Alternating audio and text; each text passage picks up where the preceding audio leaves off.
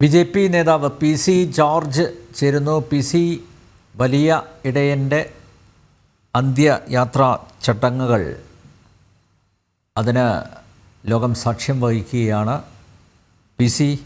ഈ നിമിഷത്തിൽ താങ്കൾ എങ്ങനെയാണ് പോപ്പ് ഫ്രാൻസിസിനെ ഓർത്തെടുക്കുന്നത്?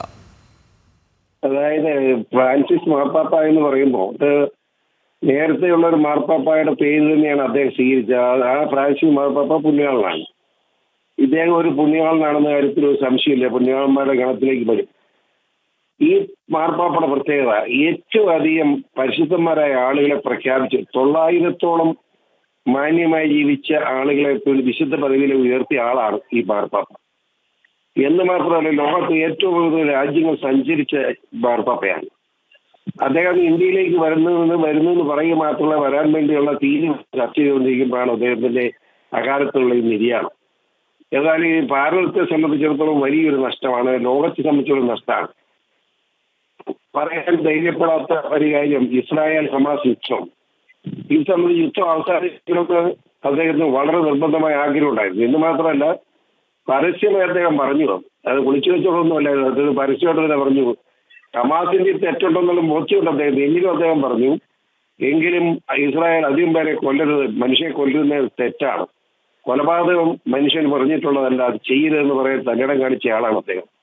അങ്ങനെ ഒരു ഒരു ഒരു അത്ഭുത ജീവി എന്ന ജീവിതം നയിച്ച ആളാണ് മാർപ്പാപ്പ പറയാൻ കഴിയും. അദ്ദേഹത്തിന്റെ ജീവിത രീതി വെച്ച് നോക്കുമ്പോൾ വളരെ ലളിത ജീവിതമായിരുന്നു.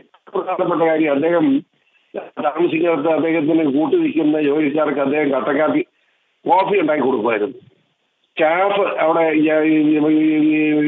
നിൽക്കുന്ന ആളുകളുണ്ട്, സ്റ്റാഫായിട്ടുള്ള ആളുകൾ, അതായത് പട്ടാളക്കാർ, അവർക്ക് പോലും അദ്ദേഹം കോഫി ഉണ്ടാക്കി കൊടുക്കുമായിരുന്നു.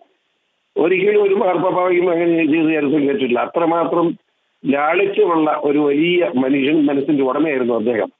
അദ്ദേഹം ഇറ്റലിക്ക് പുറത്തു നിന്നുള്ള ഒരു വ്യക്തി എന്ന നിലയിൽ മാർപ്പാപ്പയെ വന്നപ്പോ വളരെയേറെ ആശങ്കയോടെയാണ് ജനം അദ്ദേഹത്തെ കണ്ടത്. പക്ഷേ എല്ലാവരെയും ആശങ്കയെല്ലാം അകറ്റിക്കൊണ്ട് ലോകത്തിന് മാതൃകയായി, മാർപ്പാപ്പമാരുടെ ചരിത്രത്തിന് മാതൃകയായി, ചരിത്ര പുരുഷനായി അദ്ദേഹത്തെ മാറാൻ കഴിഞ്ഞു.